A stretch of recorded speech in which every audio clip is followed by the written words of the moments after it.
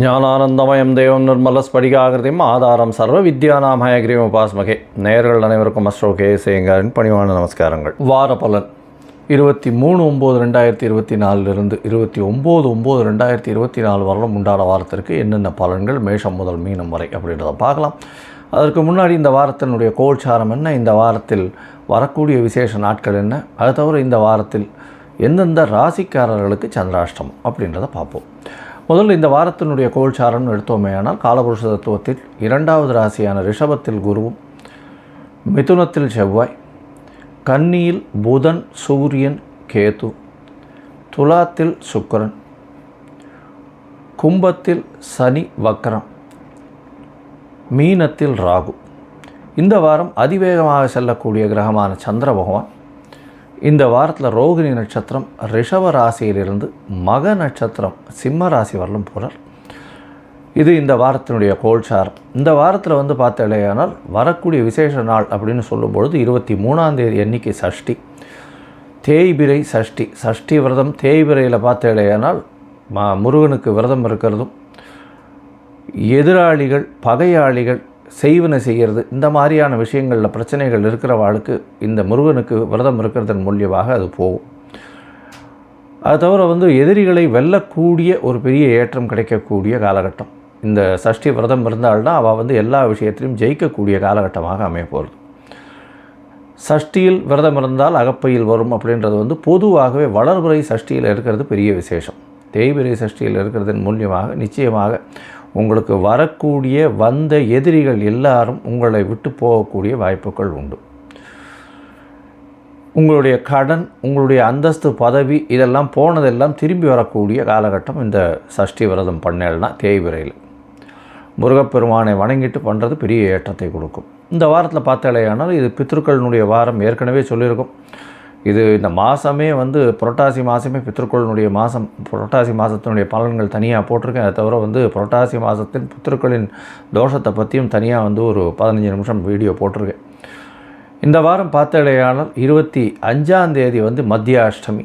மத்தியாஷ்டமி அப்படின்னு சொல்லக்கூடியது அதாவது உங்களுடைய மூதாதையர்கள் இறந்தவர்களுக்கு எந்த திதி நட்சத்திரம் தெரியாமல், அவங்க எப்போ போயிட்டாங்கன்றதும் தெரியாமல், எப்போ இறந்து போனார்கள்ன்றது தெரியாமல் இருந்ததே. ஆனால் அந்த காலகட்டத்தில் இந்த மத்தியாஷ்டமியில் பண்ணுறது விசேஷம்.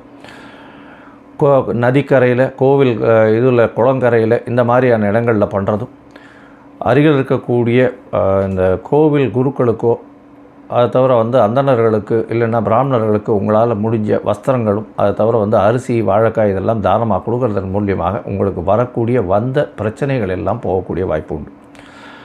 26ஆம் தேதி அவிதா நவமி அப்படின்னு போட்டிருக்கும். அது அவிதவா நவமி. விதவா அப்படின்னா கணவனை இழந்தவர்கள். விதவா அப்படின்னா கணவனை இழக்காமல் சுமங்கலிகளாக இறந்த பெண்களுக்கு இந்த காலகட்டத்தில் பண்ணக்கூடிய தர்ப்பணம். அது இந்த ஒரு நாள் சுமங்கலிகளாக வீட்டில் இறந்து போனவர்களுக்கு செய்யக்கூடிய திதி நாள். அதனால் விதவா நவமி அப்படின்றத பேச்சு மொழியில் அவிதா நவமி அப்படின்னு வந்துடுது. இதனால் பார்த்தாலேயானால் அந்த அன்னைக்கு யார் யாருக்கெல்லாம் உங்களுடைய முன்னோர்களில் யாராவது சுமங்கலிகளாக இறந்து போயிருந்தார்களே ஆனால் அவர்களுக்கு திதி கொடுக்கறதும் தர்ப்பணம் கொடுக்கறதும் ரொம்பவும் விசேஷம். இந்த வாரத்தில் பார்த்தேன்னா 28ஆம் தேதி அன்னைக்கு, அதாவது சனிக்கிழமை அன்னைக்கு ஏகாதசி. சனிக்கிழமையே வருது ஏகாதசி. இந்த புரட்டாசி மாதமே கோவிந்தா மாதம்னு சொல்லுவோம். வெங்கடேச பெருமாளுக்கு பெரிய உகந்த மாதம். அதுவும் ஏகாதசி வர்றது பெரிய விசேஷம். துளசியால் அர்ச்சனை பண்ணுறது மிகவும் ஏற்றமான காலம் அப்படின்றத சொல்கிறோம். இந்த வாரத்தில் வரக்கூடிய அதாவது சந்திராஷ்டமம் எந்தெந்த ராசிக்குன்னு பார்த்தாலேயானால் துலாம், விருச்சிகம், தனுசு, மகரம், இந்த 4 ராசிகளுக்கு சந்திராஷ்டமம் வருது. சந்திராஷ்டமம்னா உங்களுடைய ராசிக்கு 8ஆம் இடத்துல சந்திர பகவான் மறையிறது சந்திராஷ்டமம்னு சொல்கிறோம். சந்திர பகவான் மதிகாரகன்னு சொல்லக்கூடிய மறைந்து இருக்கக்கூடிய காலகட்டத்தில் தவறான முடிவுகள் எடுக்கக்கூடும்.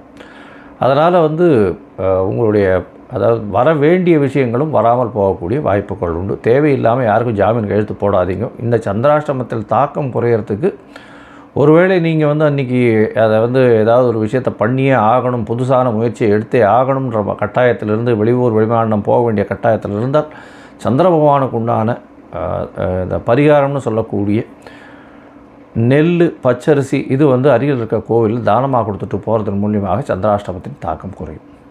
சரி, இந்த வாரம் மேஷம் முதல் மீனம் வரை, அதாவது 23/9/2024 29/9/2024 வரை உண்டான வாரத்திற்கு எப்படி இருக்குதுன்னு பார்க்கலாம். அதற்கு முன்னாடி என்னுடைய மொபைல் நம்பர் கீழே ஸ்க்ராலிங்கில் போயின்னு இருக்கோம். உங்களுக்கு அஸ்ட்ராலாஜிக்கல் கன்சல்ட் தேவைப்பட்டதுன்னா எனக்கு ஒரு ஃபோன் பண்ணுங்க. உங்களுடைய date, time, place of birth, உங்களுடைய நேம், பேரண்ட்ஸினுடைய நேம் அதை எனக்கு அனுப்பிச்சிங்கன்னா என்னுடைய கட்டணம் என்னன்னு தெரிவிக்கிறேன். அந்த கட்டணத்தை போட்டு அந்த பேமெண்ட்டினுடைய ரெசீட் இல்லை யூடிஆர் நம்பர் போட்டிங்கன்னா உங்களுடைய ஜாதகத்தை போட்டு ஜாதகத்தில் சந்தி இருக்கான்றதை பார்த்து, அதாவது உங்களுடைய ராசி சந்தி, நட்சத்திர சந்தி, நட்சத்திர பாத சந்தி இதெல்லாம் இருக்கான்னு பார்த்து உங்களுடைய ஜாதகத்தை போட்டதுக்கு அப்புறம் உங்களுக்கு அப்பாயின்மெண்ட் தரேன். நம்ம ஒரு இது ஆன்லைன்லேயும் இது பண்ணலாம். அது தவிர ஆஃப்லைனில் என்னை பார்க்க வரணும்னாலும் அப்பாயின்மெண்ட் எடுத்துன்ட்டு வாங்கும்.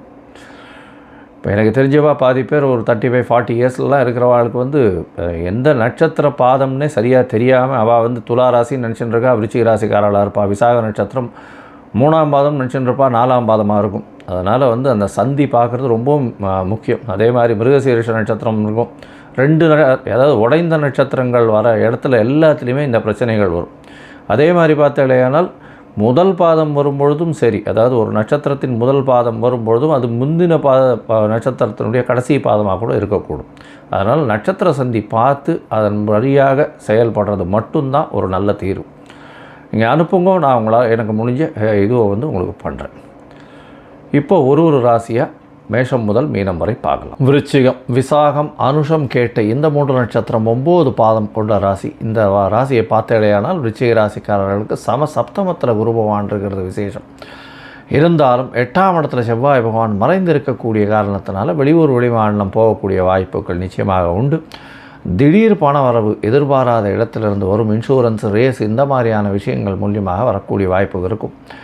மனக்லேசங்கள் இருக்கும். மனசில் கொஞ்சம் பயம் இருக்கக்கூடிய காலகட்டம். ஏன்னா ராசிநாதன் 8ஆம் இடத்துல மறைஞ்சி இருக்கிறதுனாலையும் சுவர்கள் எதுவும் பார்வை இல்லாததுனால மறைஞ்சு இருக்கக்கூடிய காலம்ன்றதுனால கொஞ்சம் மனசுக்குள்ள கிளேசங்கள் இருக்கக்கூடிய வாய்ப்புகள் நிச்சயமாக உண்டு.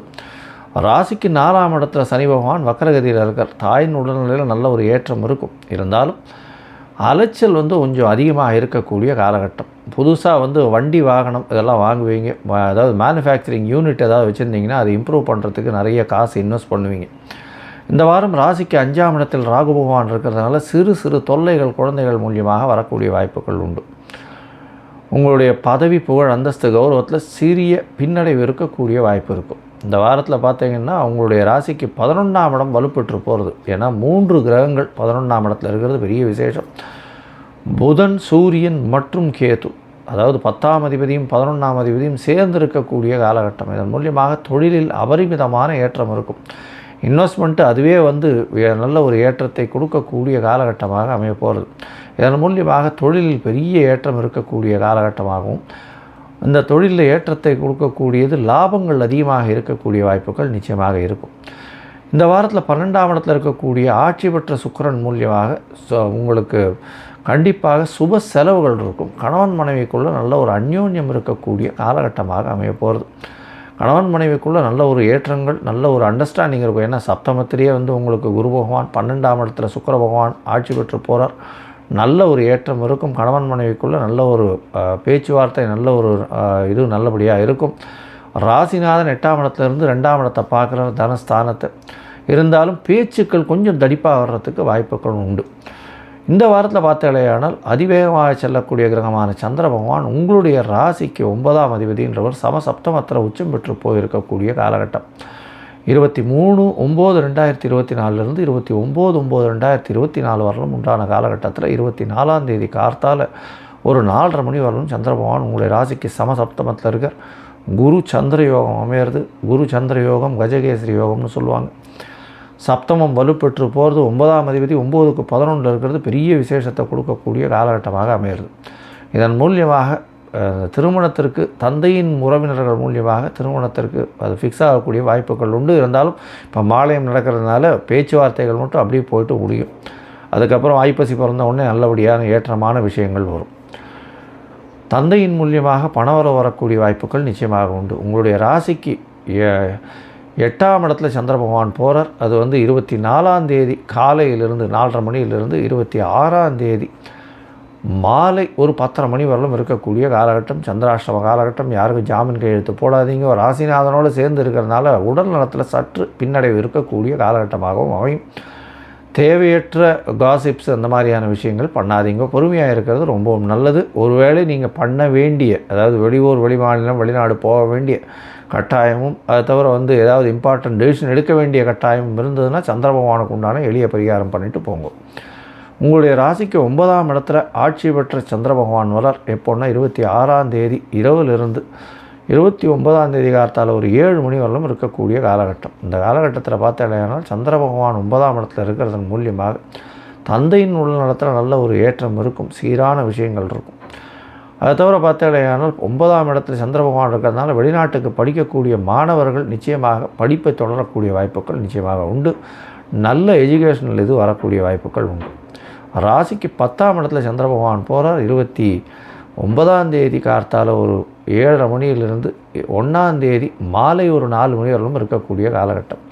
இந்த காலகட்டத்தில் பார்த்தாலேயானால் 10ஆம் இடத்தில் சந்திர பகவான் 9ஆம் அதிபதி 10ஆம் இடத்துல இருக்கிறதுனால தொழிலில் ஒரு பெரிய ஏற்றம் இருக்கும். இருந்தாலும் சனி பகவானால் பார்க்கப்படுறதுனால தந்தையின் உடல் நலத்தில் சற்று பின்னடைவு இருக்கக்கூடிய காலகட்டமாக அமைப்போகிறது. இந்த வாரத்தில் பார்த்தோம்னா விருச்சிக ராசிக்காரர்கள் அருகில் இருக்கக்கூடிய திருவேற்காடு அம்மன் கோவிலுக்கு போயிட்டு வாங்கும். அங்கே போயிட்டு ஒரு மஞ்சள் நிற வஸ்திரம் தானம் கொடுத்துட்டு வாங்கும். இந்த விருச்சிக ராசிக்காரர்கள் மருத்துவம் சம்பந்த, அதை தவிர மருத்துவ உபகரணங்கள் சம்பந்த, இரத்த உபகரணங்கள் சம்பந்த, அதை தவிர செங்கல், ரியல் எஸ்டேட்டு, சமையல் கலை வல்லுநர்கள் இவாளுக்கெல்லாம் நல்ல ஒரு ஏற்றமான காலமாக அமையப்போகிறது அப்படின்றத சொல்கிறேன். லோகா சமஸ்தா சுகினோ பவந்து.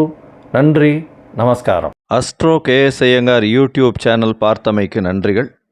மேலும் இது போன்ற ஆன்மீக ஜோதிஷ தகவல்கள் உங்களை அடைய astro K S Iyengar YouTube channel subscribe செய்யவும், பெல் ஐக்கானை மறக்காமல் அழுத்தவும். நன்றி, வணக்கம்.